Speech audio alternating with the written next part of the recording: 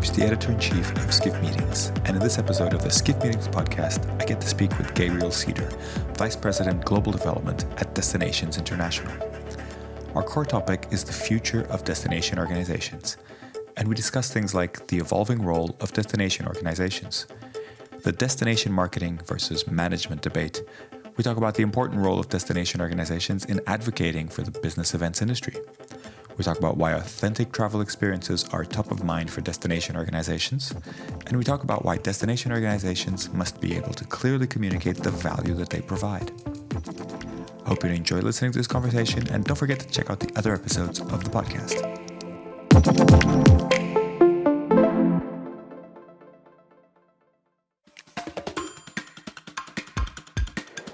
Hello, everybody. Welcome to the Skift Meetings podcast. And today I am delighted to have with me Gabriel Seder, the Vice President Global Development at Destinations International. Goes by Gabe. Gabe, welcome to the show.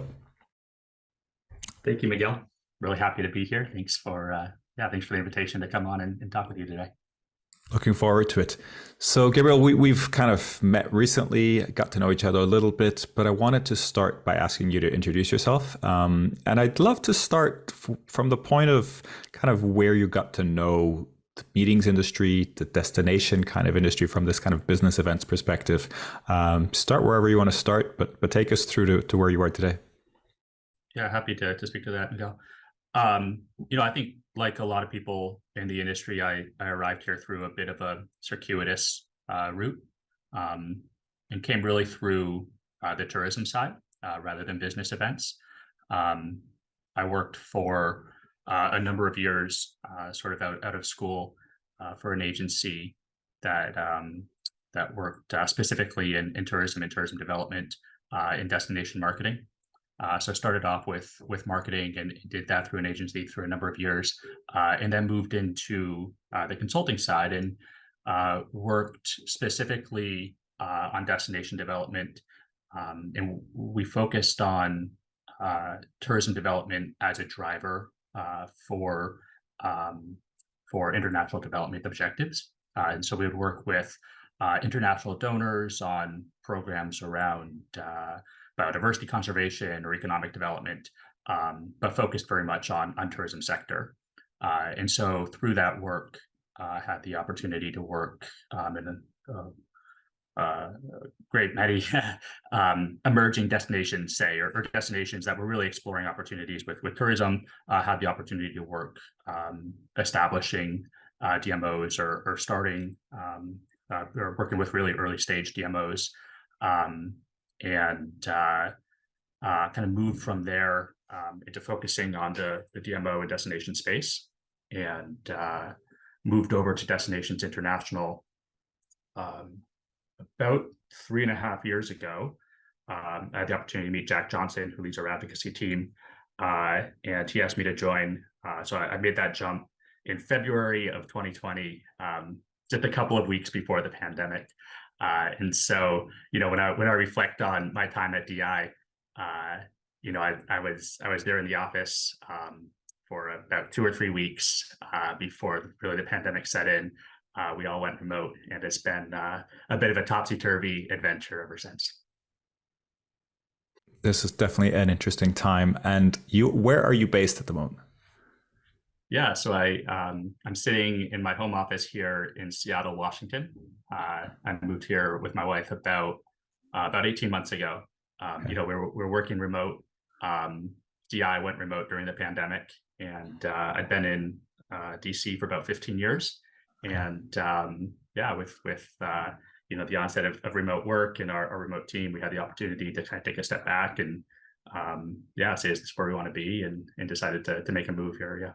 Wonderful. Well, I'm based in Denmark. We're also fully remote on the Skift side, so we're kind of on different sides of the planet, but also have that freedom, which is great. I saw in your background there's a lot of sustainability work as well, and kind of working in different parts of the world. I can see Liberia, Jamaica. It sounds like you've been to some pretty interesting places, and this was all kind of setting up tourism projects in all parts of the world.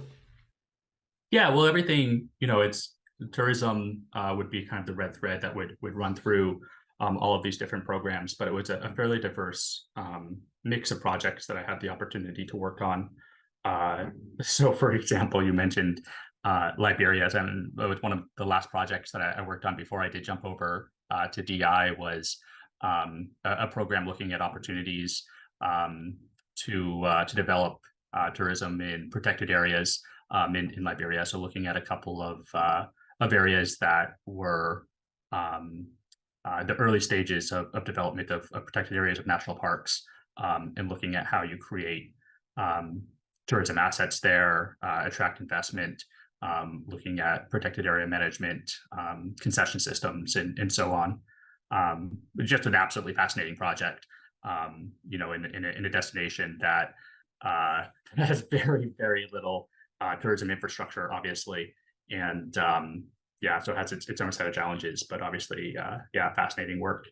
And had an opportunity to work in a lot of other destinations as well. You mentioned Jamaica, which obviously has a booming visitor economy, but we're looking at how to involve sort of non-traditional actors in the visitor economy, working in the interior of the island, working with communities, looking to expand that visitor economy and the value chain of the industry, to include some of these disadvantaged populations in the country, which obviously was interesting and rewarding and challenging work as well. Fascinating. I think that could be a whole other podcast episode, but let's stick to the matters at hand. Quick question: how do you explain to family and friends who are not involved in the industry what you do in your current role? Yeah, that's a great question, and I'm always curious how your other guests respond to that question as well. And I will admit that the explanation changes a little bit depending on who I'm talking with, and their level of familiarity with the industry, and so on. But it's typically fairly easy to explain that DI, Destinations International, is the trade association that represents destinations around the world. And so we advocate on behalf of destination organizations. We provide professional development resources for destination sales and marketing professionals, and we create and nurture a community of destination professionals around the world. And then my role there as VP of Global Development is to think about how we truly live up to that big I in our name, that international, and think about what are our strategies for global growth in terms of membership, in terms of partnership, and the value proposition that we have. How do we build a more global and inclusive audience and community? How are we ensuring that the content that we produce speaks to global audiences? How do we provide tools and resources that cross borders and develop a value proposition for a global community of destination professionals? Very interesting. So I want to start a little bit from the top when it comes to Destinations International, DI for short. I think most people are used to that acronym, but who are the members? How many members do you have? How does it work on a very basic level? Yeah, I think a lot of people are surprised to hear that DI has been around for more than 100 years. Yep. And I probably should know the exact number, maybe 106 or 108 years or so. And we've been doing our annual convention for more than 100 years. During that time, we've gone through a few different identities, from the International Association of Convention Bureaus and Convention and Visitor Bureaus to DMAI and now DI. But through that time, of course, the core identity has been the same. For a lot of that time, we were focused on North America. Obviously, grew out of the U.S. and the Midwest specifically. But over the past decade or so, have really taken a step back and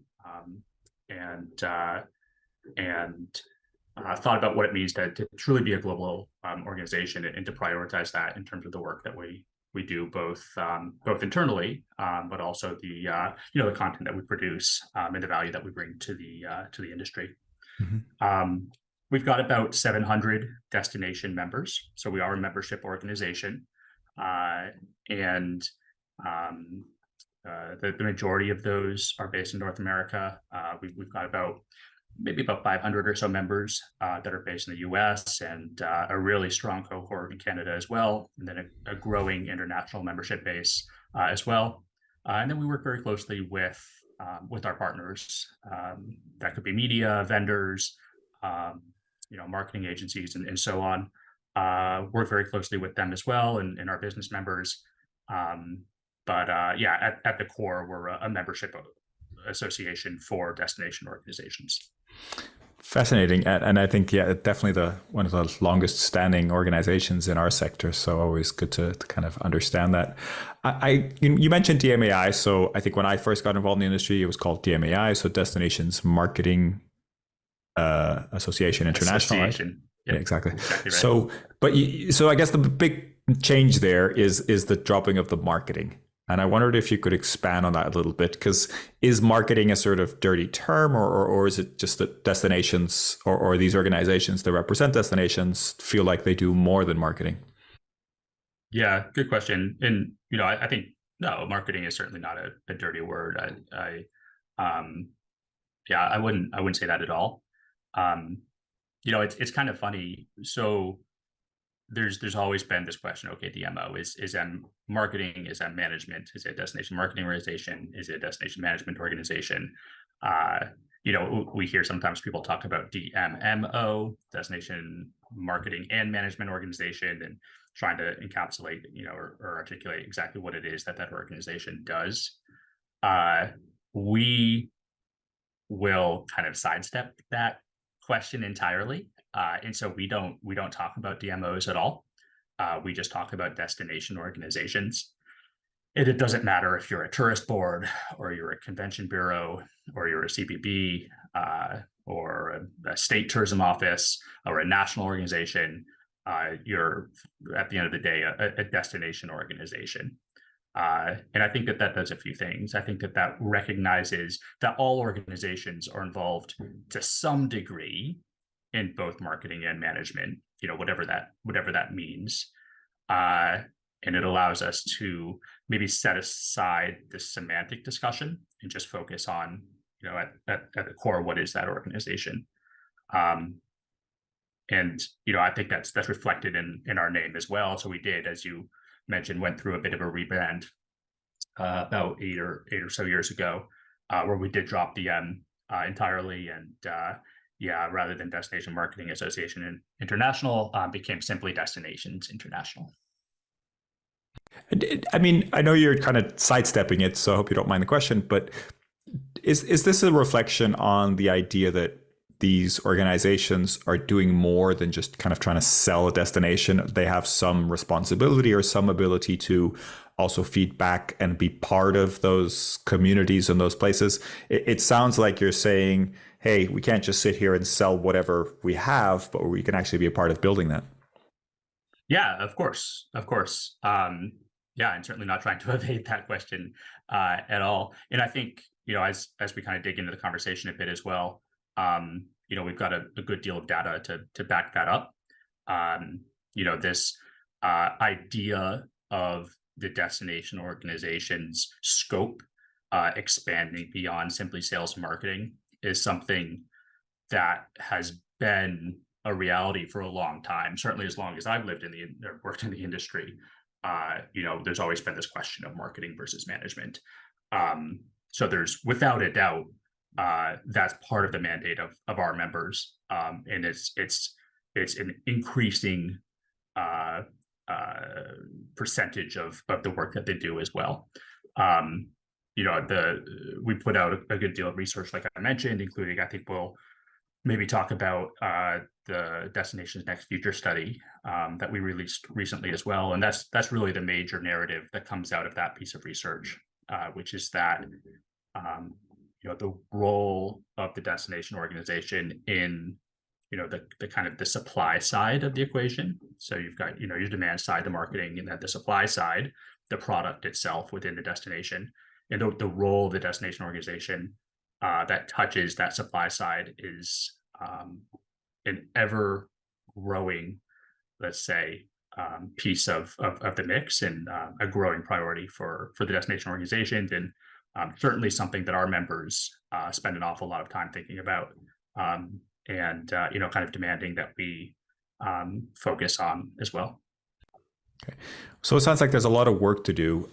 Do you have any specific examples that you can think of when an organization is able to do that, is able to really kind of go back into the community and have more of a management role that you think has kind of shifted things? Yeah, of course, for sure. Where do you even start with that? I think maybe first and foremost is the role of advocates for the industry, uh, and the role that the destination organization takes on within their community, um, to be the entity that speaks on behalf of the industry. So how does the destination organization elevate and communicate the impact that the industry has on the community?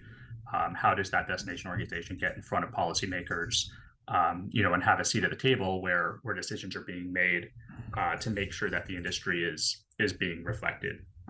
So, that I think is kind of an obvious example, but just one of many. You could talk about the role of the destination organization in reflecting the community within the industry. So sort of the inverse of what I'm talking about as well, and saying, okay, how are we ensuring that the needs and the expectations of the community are being reflected in terms of the industry and in terms of the product that's being developed, and the product obviously that's being marketed, where they've got direct control over that, and ensuring that the product that is being marketed is true and authentic and reflects the place, and reflects a place that's fair and equitable, from a social lens as well. Um, and then of course, there's the much more, say, tangible or kind of literal ways that the destination organizations involved in destination development, in workforce development, ensuring that workers are being attracted and retained and upskilled, having a seat at the table when decisions are being made in terms of infrastructure investments, attracting investment into the destination, questions of access, connectivity, inclusivity, like I mentioned as well. This is not a simple task. There's a lot going on here. So, okay, let's jump into the research that you're doing, because obviously I think these destination organizations can potentially have a huge impact, right? Not just in selling the destination, but also kind of with their own communities. And so one of the ways you're kind of enabling them to do this is through the research that you do, right? And I know you mentioned the Destination Next Future Study Report. This comes out every 2 years, if I'm not mistaken, or has done for the last like kind of sort of time period. And so you've just released a 2023 future study. Could you give me sort of your overview, and particularly the things that you found interesting or surprising that you think would be interesting for our readers? Sure. Yeah, of course. So the future study, like you mentioned, comes out every 2 years. This is a project which, for the past 4 or 5 iterations, we've worked with our partners at MMGY, Next Factor. So in particular, Paul Lamette and Greg Oates, formerly of Skift, as you may know, who have been tremendous partners of ours, and really do an awful lot of the heavy lifting in terms of collecting the data and helping us sort through the data. So certainly need to acknowledge the work that they're doing, and of course their invaluable contributions to the future study. That said, the study is based on a survey, and it's a global survey of destination professionals. It's something we're very, very proud of. It's by far our most ambitious and most global in scope, in terms of the research that we do. This year we had more than 800 respondents in about 60 different countries. So really reflects, I think, a really robust global voice. And what we do is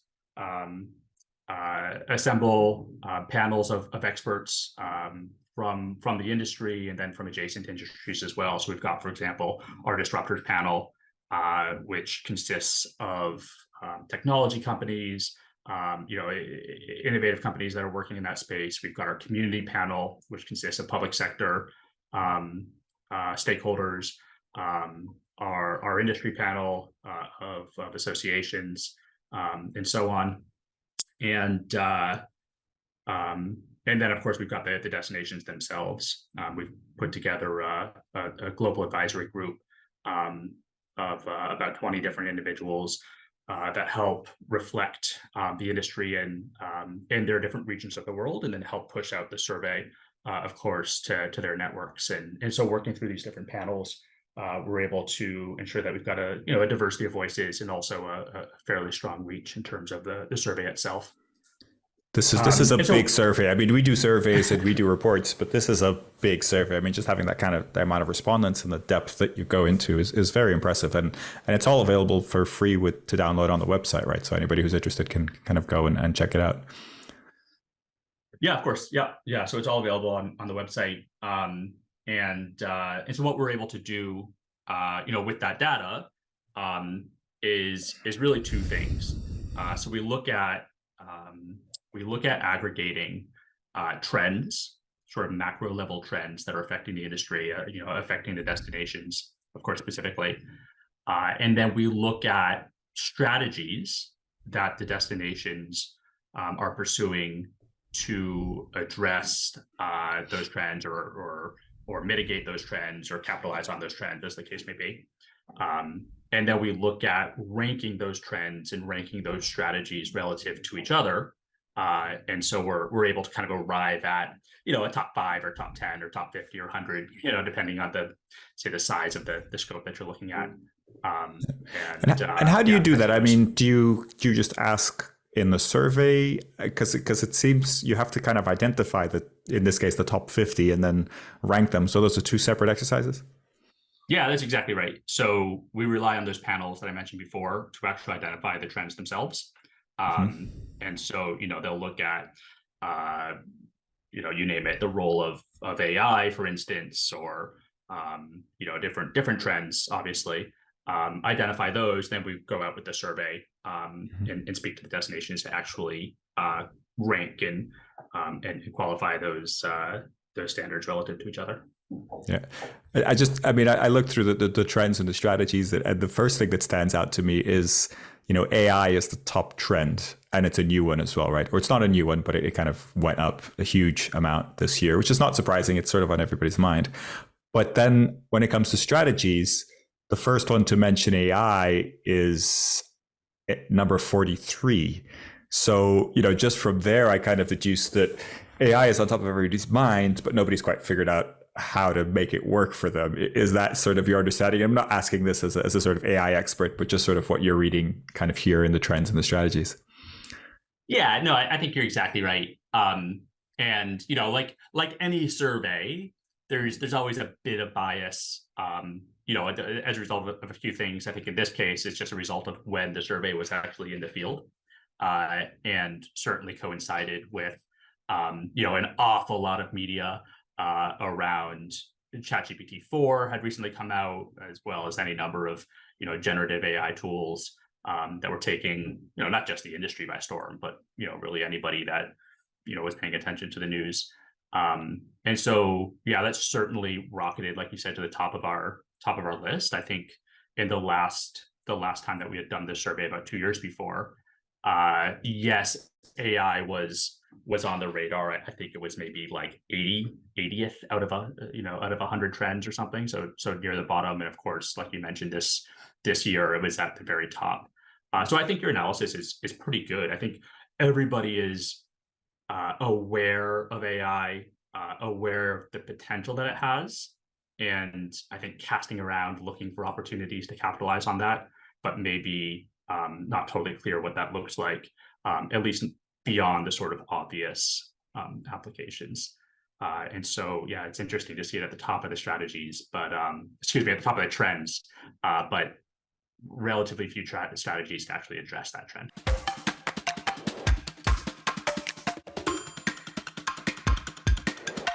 So let's talk a little bit about the other trends we're seeing there. I can see at the top an authentic travel experience. I can see this engaging with the locals and visitors at a destination. Sustainability and regeneration also comes at pretty high up. and also this alignment with government and community. Any surprises there? Anything that you'd kind of highlight as something that you think is I guess more important than any of the others? Yeah, I think you of those, the one thing that I think is very interesting is that this number two trend. So the trend that these hundreds and hundreds of survey respondents said after AI is the most important trend in the industry, like you said, is this idea that customers are increasingly seeking a unique, authentic travel experience, and that has been at the top of the rankings for the past several surveys. So this is something that really hasn't moved. I think that the strategies in terms of how destinations are actually addressing that are changing.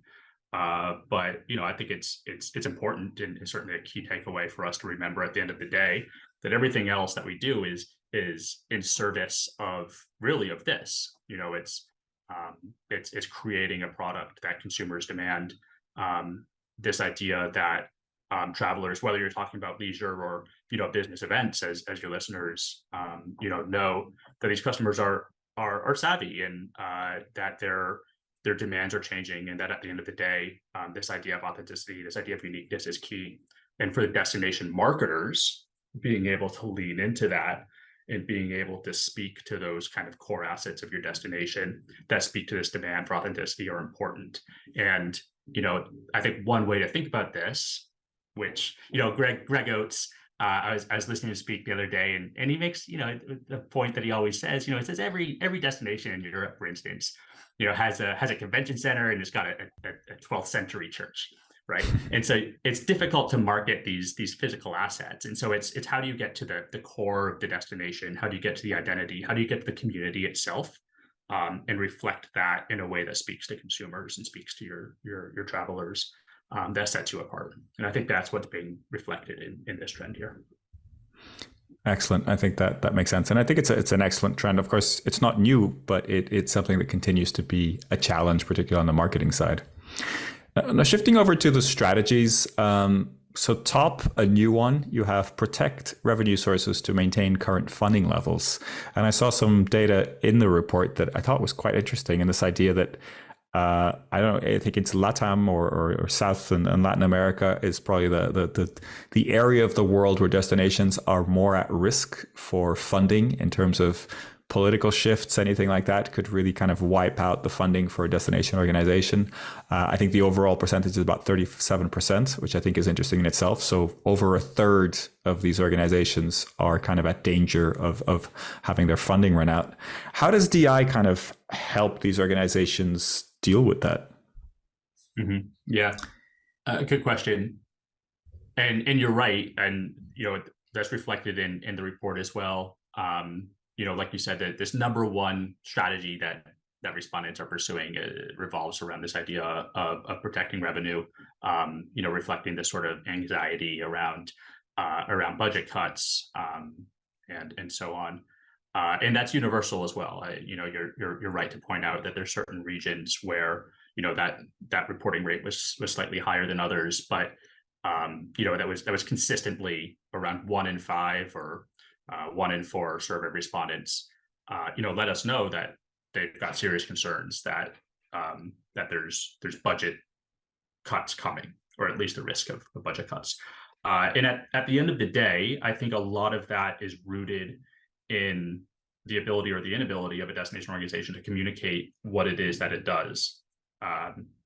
First and foremost, maybe to policymakers, but really to any number of stakeholders. I mentioned that this idea of advocacy, and this idea of destination organizations advocating for themselves and advocating on behalf of the industry is something that's becoming more and more important, and something that's more and more valued by the industry.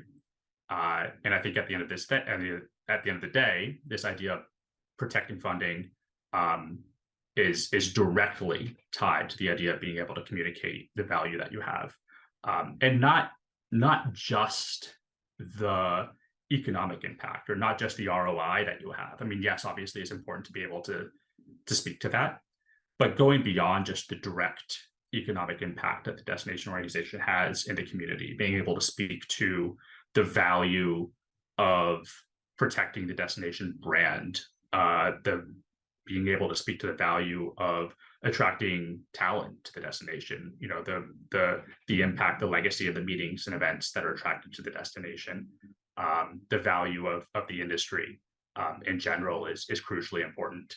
And that's something that we spend an awful lot of time thinking about as an association and working with our members on, is how do we make them more effective advocates for themselves? How do we help them tell the story of the work that they do? How do we help them connect with stakeholders in order to communicate the value of the industry and the direct role that they have in that?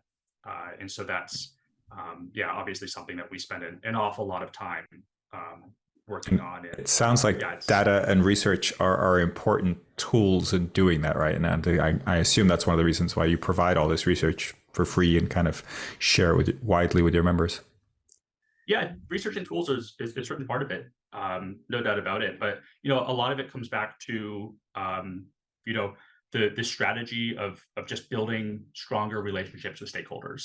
What are you doing to go out to your stakeholders, and not just policymakers, but the industry, to residents, to the community itself, and build those relationships.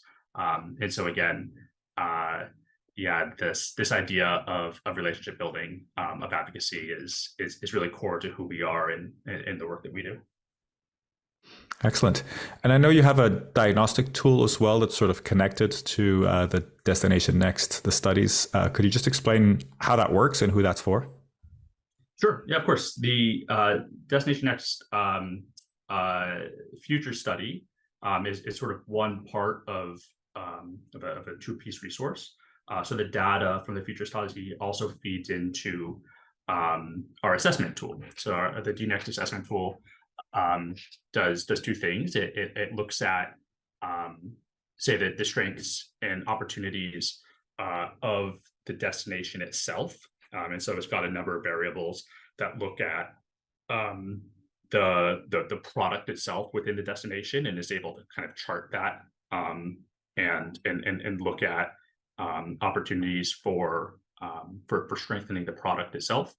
And then at the same time, it looks at the destination organization, which obviously is charged with marketing or managing those assets, and the same way uses a kind of a whole number of variables to quantify the strength of the destination organization itself. And so that tool, that resource, is updated every 2 years to reflect the data that comes out of the future study. And then that's something that's available to any destination to participate in, and to participate in that assessment. And then we're able to do workshops and dig into that data with the destination organizations as well. Excellent. So that kind of comes full circle, and it's all based on that data. So that makes a lot of sense. So wanted to think about challenges in the industry, of course, and there's a lot of challenges that came up in these trends and these strategies that you have in the report. But if you could pick one challenge that you think is the biggest challenge for our industry as a whole, what would that be, and how would you think about addressing it? Yeah, so I think that at the end of the day, the biggest challenge that the destination organizations have, so we're speaking here just about our members, just about the destinations, comes back to the question that I was just talking about, which is how do you communicate the impact of the industry? How do you communicate the positive role that the industry has in the destination? And I think that's made more challenging by any number of other factors. So when there's questions about sustainability, for instance, when there's questions about over tourism or negative impacts of visitation in the destination, then it lands on the destination organization to say, look, travel and tourism or business events, the visitor economy isn't the problem here, and we've got a seat at the table in terms of solving some of these very real problems. But at the end of the day, it's the role of the destination organization uh, to to advocate on behalf of the industry, and to find ways to leverage the industry to achieve some of these, or to solve some of these challenges. And it's very, very difficult. I mean, we always say we don't own any assets, we don't manage any assets. And so it's not as though, we own the center, or we own, the hotels, or we can make changes that actually affect, these sorts of questions. It's our role to have a seat at the table, sort of set that agenda, and to work with our stakeholders to mitigate those negative impacts, and maximize the positive impacts of the destination, of the industry. Yeah, so you're looking to find solutions to help those who do own or manage assets, right? But you're trying to be a partner in that, in finding those solutions, or at least helping them, kind of guide them in some way. So, wanted to also get your thoughts on the next generations entering the industry, because one of the things that we pick up a lot in terms of trends is this concept that maybe the industry isn't quite as exciting to the younger generations as it could be, and there's sort of challenges in kind of bringing people into the industry. And I just wonder if you could share any thoughts on, or advice for people that may be looking at the industry. And I guess in some ways it comes back to the question of communicating the value of the industry, right? Part of that is also communicating why somebody might want to get involved, or might want to have a career in this industry. Any thoughts, any advice that you give maybe our younger listeners? Yeah, it's a great question. I think at the end of the day, it's getting out there with the message that travel and tourism has a challenge of dealing with the perception that it's seasonal work, low paying work, low skills work, and that's simply not the case. And that's something that we hear from our members all the time. That comes up in our events. This question of attracting and retaining talent, both at the destination organization, but then within the industry in their destination is a big and ongoing challenge. But I'm optimistic in that regard. I mean, we have for years we've had our 30 under 30 program, and of course PCMA has the 20 to the 20s, and others in the industry as well, which are identifying young leaders who are visionaries, and bringing a diverse set of skills and enthusiasm to the industry. So we've got programs like that obviously are really exciting, and it's energizing to see the young leaders that are coming up. But at the same time, obviously there are real challenges, and we had an eye-opening experience fairly recently where we went through and looked at alumni through our 30 under 30 program. So the hundreds and hundreds of people that had been identified through that program over the previous 5 or 8 years, and I don't remember the number exactly, but some huge percentage of them no longer worked in the industry. And so if we're losing the best and the brightest, then there is a real problem there, and a real disconnect. And so we work with our members, we work with CEOs and senior leaders from our organizations to make room for the next generation, to ensure that they've got a seat at the table, within their organizations. And we also try to create a seat at the table for them, at DI. And so we make a conscious effort to ensure that young voices are heard and reflected in our events. And we feel that's very, very important, not just to give them a platform, but also, of course, to foster them to build their skills, and make sure that their voices are heard in the industry. That's so important. I think it's easy to talk about sort of advice, but if you're not kind of finding a place for younger people in the industry, then it's easy to get discouraged as well. So it's great to hear that you're doing that. So Gabe, thanks for talking us through all this. I think there's some great research here and some great resources. I wanted to get your advice on who else we should have on the podcast. Last question of the show, we always ask our guests to suggest someone else, and hopefully we can have them as a guest and kind of continue the conversations. Yeah, so And I think I told you, Miguel. So I was agonizing over this and thinking, okay, who can I bring? Who do I recommend that you haven't already had on the show?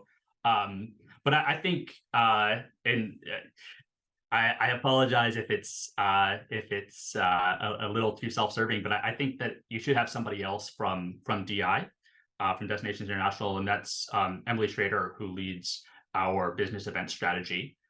So she's sort of a one-woman shop in terms of business events at DI, and just a wealth of knowledge, both from her experience in convention sales in Indianapolis, but also as the curator of DI's business events knowledge. She works with our planner influencer board, our large market roundtable, our convention sales committee, and so has access to some of the most brilliant people in the industry, and really just a leader in that space, really innovative thinker, and I think would be a great asset on the podcast. And I think somebody that your listeners would enjoy hearing as well.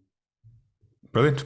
Love the recommendation. And it's okay to be self-serving. I think it sounds like she has some really relevant knowledge and she'd be a great guest on the show. Gabe, thank you very much for joining and sharing your insights and sharing all this useful data. And I assume people could reach out to you if they want to know more through LinkedIn, or how can people find you if they want to know more? Sure. Yeah, of course. Destinationsinternational.org.